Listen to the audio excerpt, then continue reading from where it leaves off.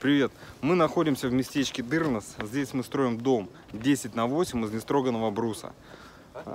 Сейчас у нас идет третий день работы. То есть за 2 полноценных дня мы сделали обвязку, врезали половые лаги и поднимаем уже второй венец. То есть вот это было сделано все за 2 рабочих дня. Сегодня утро третьего дня.